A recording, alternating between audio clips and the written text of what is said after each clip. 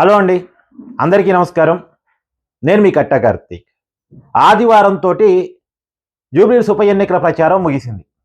ఇప్పుడు అసలు పని ఉంది. ఇంకా పార్టీలకి అసలు పని అంటే ఇప్పటికే మీకు అర్థమై ఉండాలి. అంటే ఇప్పుడు దాకా చేసిందంతా కొసరు పనే, పైన ప్రచారం. కానీ ఇప్పుడు అసలు పని అంటే మద్యం మంచటం, డబ్బు పంపిణీ వ్యవహారాలు, పోల్ మేనేజ్మెంట్ వ్యవహారాలు. దీనికి ఒక సాఫ్ట్ పదం పెట్టారు, పోల్ మేనేజ్మెంట్ అని. పోల్ మేనేజ్మెంట్ అంటే ఓటర్లను మచ్చిక చేసుకోవటం, వాళ్ళని వెహికల్స్లో పోలింగ్ బూతులు తీసుకెళ్ళటం, వాళ్ళతో ఓటేపించుకోవడం, తిరిగి వాళ్ళ ఇళ్ళకి వాళ్ళని పంపించటం. వాళ్ళు మచ్చిక చేసుకోవటం అంటే జేబులో నోటు పెట్టడం, చేతిలో బాటిల్ పెట్టడం. అంటే అందరికీ డబ్బులు ఇస్తారు, అందరూ డబ్బులు తీసుకుంటారు అని చెప్పదలుచుకోవట్లేదు. అందరికీ మధ్య మంచుతారు, అందరూ ఆశపడతారని చెప్పదలుచుకోవట్లేదు. కానీ మేజర్గా ఎలక్షన్ ప్రభావితం చేస్తుంది మాత్రం ఈ విషయాలు అనే విషయం అందరికీ తెలుసు. ఎక్కడ కూడా అందరినీ ఒకే ఘటన కట్టలేం, కానీ ప్రభావం చేసే అంశాలు మాత్రం ఇవి ఖచ్చితంగా. ఈ రోజు చాలా కీలకం కాబోతా ఉంది. అంటే ఈ 9వ తారీఖు నైట్ కానీ 10వ తారీఖు కానీ చాలా కీలకం కాబోతా ఉంది. 11వ తారీఖు జరగబోయే పోలింగ్కి ఎవరిది విజయం అనేటువంటి ఒక పునాది 9వ తారీఖు నైటు 10వ తారీఖు నైటే డిసైడ్ అవుద్ది. అంటే నిజానికి టగ్ ఆఫ్ వార్ ఉంది.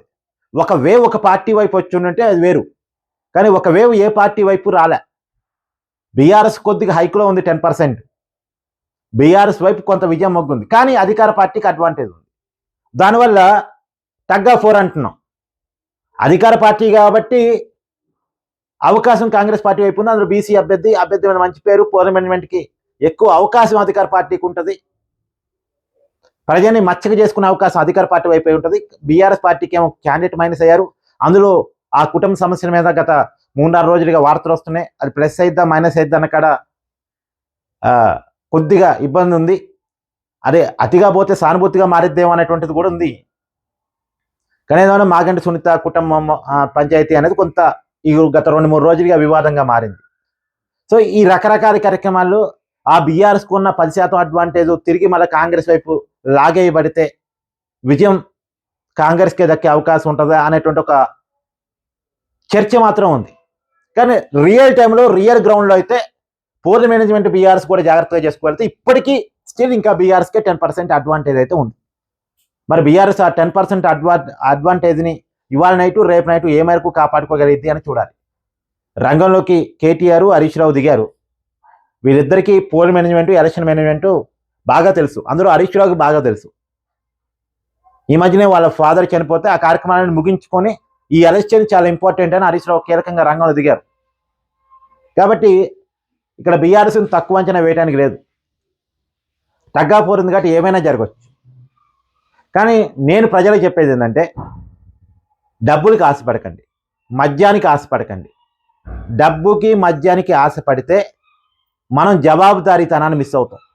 రేపొద్దున మనం మా ఎమ్మెల్యే దొరకట్లేదండి, డబ్బు సంపాదనలో ఉన్నాడు, కమర్షియల్గా ఉన్నాడు అని అనటానికి మనకు అవకాశం లేదు. ఆటోమేటిక్గా ఉంటారు వాళ్ళు. ఇప్పుడు నేను చెప్తున్నా కదా, కాంగ్రెస్ పార్టీ అభ్యర్థి వైపు నుంచి 60-70 కోట్లు ఖర్చు అవుతుంది అనేది వినపడుతున్న టాకు. బీఆర్ఎస్ అభ్యర్థి వైపు నుంచి కూడా దాదాపు అంతే ఇంతే, కొద్దిగా అటు ఇటుగా 50-60 కోట్లు ఈజీగా ఖర్చు అవుతుంది అనేది వినపడుతుంటారు. ఇప్పుడు ఓటుకి 2 పార్టీలు కూడా పోటీ పడి 2500 పంచుతున్నాయంట. 2000 నుంచి 2500. కనీసం కొన్ని ఏరియాల్లో ఖచ్చితం అనుకున్న ఓటుకు కూడా 1000-1500 జేబులో పెడుతున్నారట. వీళ్ళు మనకే ఓటేస్తారని తెలిసి కూడా అయినప్పటికీ కూడా ఏమో అనే ఒక డౌట్లో 1000-1500 జేబులో పెడుతున్నారట. ఇది గ్రౌండ్లో వినపడుతున్నమాట. ఏమి గుడిచెప్పుడు కాకుండా మంచి కార్యక్రమాలు కాబట్టి, గుడిచెప్పుడు కాకుండా అంటే ఎలక్షన్ కమిషన్ కావాలంటే పట్టుకోవచ్చు, కానీ పట్టుకోరు అంతే. అందరికీ తెలుస్తూనే ఉంటాయి బహిరంగ రహస్యాలే, కానీ రహస్యంగా జరుగుతూ ఉంటాయి. పంచినోడు పంచినానండు, తీసుకున్నాడు తీసుకున్నానండు. ఇదంతా ప్రజాస్వామ్య కార్యక్రమంలో విజయవంతంగా జరుగుతూ ఉంటాయి. మరి అది దురదృష్టకరం. కానీ మీ ఓటుని మీరు అమ్ముకోకండి. మీరు ఎవరికన్నా వేయండి, నిజాయితీగా వేయండి. దానివల్ల రేపొద్దున డబ్బు పంచలేని వాళ్ళకి కూడా ఎన్నికల్లో నిలబడటానికి ఆశ చూపిస్తారు.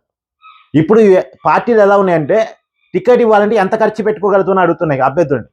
ఖర్చు పెట్టుకునే వాళ్ళే ఎలక్షన్లో నిలబడుతున్నారు. ఖర్చు పెట్టిన వాళ్ళు తిరిగి సంపాదించుకోవడం కోసం ప్రయత్నం చేస్తున్నారు. అంటే డబ్బు సంపాదించుకోగలిగిన టాలెంట్ ఉన్న వాళ్ళు, సంపాదించుకున్న దాంట్లో పావులను పరకో పంచిపెట్టి గెలవగలిగిన వాళ్ళు మాత్రమే ఎన్నికల్లో నించుంటున్నారు. రేపొద్దున మీ దాంట్లో నాలాంటి వాళ్ళు ఎన్నికల్లో నించునే పరిస్థితి రాబోయే కాలంలో అసలు ఉండదు. డబ్బులు ఉన్న వాళ్ళకి ఎన్నికలు వదిలేస్తాం. ఒకప్పుడు డబ్బులు ఉన్న వాళ్ళే ఎన్నికల్లో నించునేవారు, కానీ తర్వాత సామాన్యుడు ఎన్నికల్లో రావడం స్టార్ట్ అయింది. మళ్ళీ ఇప్పుడు సామాన్యుకి ఎన్నికలు మనం దూరం చేసుకుంటున్నాం.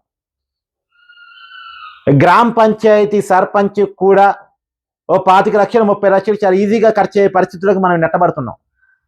రేపొద్దున ఏ సామాన్యుడు కూడా ఎలక్షన్లో నించోవాలంటే మన వల్ల కాదులే డబ్బున్నోడికి వదిలేద్దాం అనుకునే కాడికి ఎలక్షన్ తీసుకెళ్తున్నాం.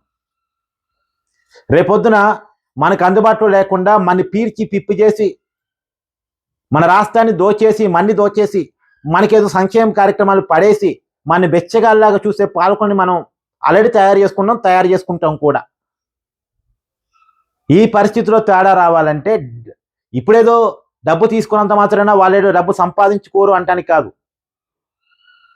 మనం డబ్బు తీసుకున్నా తీసుకోకపోయినా మన కోసం పనిచేస్తారు అనే ఒక ఆశయమే నాకు లేదు. కానీ జరగబోయేది ఏంటంటే డబ్బు తీసుకోకపోవటం మానేస్తే మనకి ప్రశ్నించే హక్కు ఎక్కువ వస్తుంది ఒకటి. రేపొద్దున నిజాయితీగా ఉండేవాళ్ళు రాజకీయాల్లో రావడానికి స్కోప్ ఎక్కువ ఉంటుంది. డబ్బుతో సంబంధం లేకుండా టికెట్ ఇవ్వటానికి పార్టీల మొగ్గు చెప్తే మంచి అభ్యర్థులు ఎన్నికల్లో నించుంటారు. డబ్బులు ఖర్చు పెట్టుకునేవాడు ఎన్నికల్లో నించోవాలన్న కల్చర్ దెబ్బతింటది. అది మంచిదేగా. కాబట్టి దయచేసి ఈ మీకు ఇచ్చే 1000, 1500, 2000, 2500 దేనికి కావు. ఒక నెల సంపాదన కూడా, నెల కుటుంబం కూడా సరిపోయి, ఒక వ్యక్తి మెయింటెనెన్స్ కూడా సరిపోయి ఇవాళ ఖర్చుల్లో. అందులో హైదరాబాద్ జూబ్లీహిల్స్లో ఆ 2500, 2000 ఒక వ్యక్తి ఒక నెల పాటు బతకడానికి కూడా సరిపో. అలాంటిది ఒక 3.5 సంవత్సరాలు ఎమ్మెల్యేని మనం ఎన్నుకోబోతున్నాం అన్న విషయాన్ని గుర్తుపెట్టుకోండి. 3.5 సంవత్సరాలకి ఎమ్మెల్యేకి మన నెత్తిని వాడికి రాసి ఇవ్వడానికి 1500కో 2000కో 2500కో మన అమ్ముడు పోవటం అవసరమా? కాబట్టి చాలా మంది రాజకీయ నాయకులు చెప్పేది ఇచ్చిన డబ్బు తీసుకోండి, మీకు ఇష్టమైన కోటైనా అంటున్నారు. కానీ నేను చెప్తున్నాను, ఇచ్చిన డబ్బులు తీసుకోకండి. అవసరమైతే మీరే తిరిగి 500 ఇచ్చి ఇంకొకసారి డబ్బు తీసుకున్న నా దగ్గరికి అమ్ముడు పోతామని వస్తే చెప్పు తీసుకొని కొడతానని చెప్పానండి. ఎవరన్నా పోయి మనం అనకూడని మాట అన్నాం అనుకోండి, ఊరుకుంటాడా? దవడ బాలు కొడతాడు. అలానే మన కొనటానికి వచ్చినప్పుడు మనం కూడా అలా చేయొద్దా? అంటే మన తిరిగితే మనం అవమానించినట్టు మనం ఫీల్ అవుతాం కదా. మన కొనటానికి రావటం కూడా మనం అవమానించినట్టు మనం ఫీల్ కావద్దా? కాబట్టి అలా ఫీల్ కాండి. మన కొనటానికి వాడి కూడా రావటానికి. మనం పేదరికంలో ఉన్నామంటే కారణం వాడిచ్చే డబ్బుల మీద బతకాలనే వాడి కోరిక. వాడికి మనం అమ్ముడిపోయే పరిస్థితిలో ఉండాలనే కోరిక. చాలా మంది రాజకీయ నాయకులు ఈ భావన ఉంది. ప్రజలు బాగుపడితే మన మాట వినరు, ప్రజల అభివృద్ధిలోకి వెళితే మనకి బానిసలుగా ఉండరు అనే తత్వం చాలా మంది రాజకీయ నాయకుల్లో ఉంది. దాన్ని పెంచి పోషిస్తుంది మనమే, డబ్బులు కమ్ముడిపోయి. దానికి పులుస్తా పెట్టాలంటే దయచేసి ఓటుకి డబ్బులు తీసుకోవటం మానేయండి. వాళ్ళ ఆస్తులు రాసిస్తే రాసిచ్చుకోండి, కావాలంటే వాళ్ళ ఆస్తులు ఏమైనా రాసిస్తే రాపిచ్చేసుకొని ఓటేయండి. కానీ రాస్తులు రాసివ్వరు. 1000, 1500, 2000, 2500 చేతిలో పెడతారు. దానికోసం మిమ్మల్ని మీరు మీ ఆత్మని అమ్ముకోకండి అనేది నా వాదన. ఎనివే, ఈ 2 రోజులు మాత్రం చాలా కీలకం కాబోతున్నాయి. ఏం జరగబోతుందో చూద్దాం.